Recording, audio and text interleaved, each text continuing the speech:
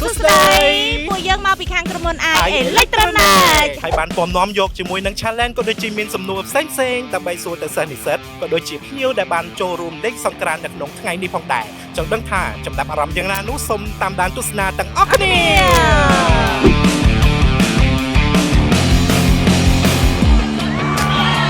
វាសួរបងវាសួរអាចស្គាល់ឈ្មោះផងហើយតើរៀនមុខវិជ្ជាអ្វីហើយឆ្នាំទីប៉ុន្មានដែរ ខ្ញុំឈ្មោះលីសៀហើយខ្ញុំរៀនឆ្នាំទី4នៅសាលាពេញណូ ជម្រាបសួរបងខ្ញុំឈ្មោះហ៊ុនកែតា ឈ្មោះលីស្រងន់ ឈ្មោះសេនិចឈ្មោះច័ន្ទភូ ឈ្មោះវិជ្ជការរៀនអក្សរសាស្ត្រខ្មែរ ខ្ញុំរាសី តើប្រព័ន្ធ AI ហ្វាំងសិនអីខ្លះដែលធ្លាប់ប្រើនៅពេលបច្ចុប្បន្នដែលបានប្រើខ្លះ Chat GPT Gemini AI ជាមិនណាយ N Chat GPT Chat GPT ChatGPT ណា ខ្ញុំប្រើតែ Chat GPT មួយ អូខេអញ្ចឹងសួរតាក់ទងទៅនឹង ChatGPT តិចណាបាទតើបងអូនយល់យ៉ាងណាដែរចំពោះ ChatGPT នាពេលបច្ចុប្បន្ននេះបានជួយយើងទៅលើអ្វីខ្លះ ពេលដែលយើងមានសំណួរឬក៏ចម្ងល់អីផ្សេងៗពេលដែលយើងសួរទៅក្នុង Chat GPT ទៅវាដោះស្រាយគ្រប់បញ្ហារបស់យើងហ្មង បញ្ហាអីធ្វើកូដអីចឹងយើងអាចសួរ Chat GPT បានបង ចុះពេលប្រឡងមានប្រើអត់ ពេលប្រឡងធ្វើដកទូរស័ព្ទចេញ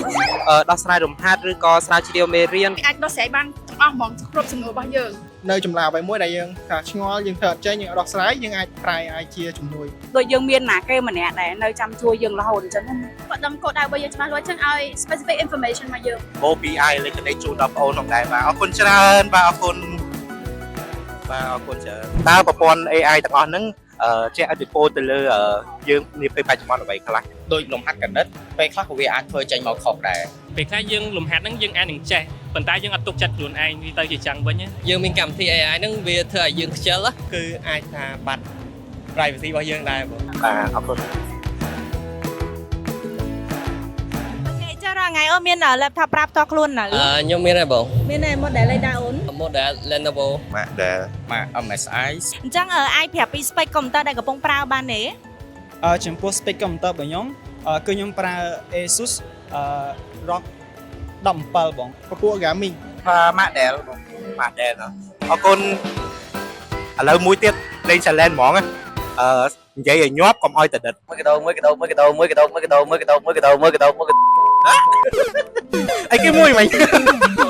កដោមួយកដោមួយកដោមួយកដោមួយកដោមួយកដោមួយកដោមួយកដោមួយកដោមួយកដោមួយកដោមួយកដោមួយកដោមួយកដោមួយក អូខេអរគុណមិញលឺតែលឺកដោឬក៏កដោ មួយកដោមួយកដោមួយកដោមួយកដោមួយក ដោមួយកដោមួយកដោមួយកដោមួយកដោមួយកដោមួយកដោមួយកដោមួយកដោមួយកដោអូខេមួយកដោមួយកដោមួយកដោមួយកដោមួយកដោមួយកដោមួយកដោមួយកដោអូខេអរគុណច្រើនបាទអរគុណចំពោះការចូលរួមបាទយើងមានជាកាដូដើម្បីជូនបាទអរគុណបាទអរគុណច្រើន ឥឡូវនេះការលេង challenge របស់ពួកយើងនៅក្នុងថ្ងៃនេះគឺបានបញ្ចប់ហើយ ជួបគ្នាជាមួយនឹងវីដេអូក្រោយៗទៀតសួស្តីឆ្នាំថ្មីទាំងអស់គ្នា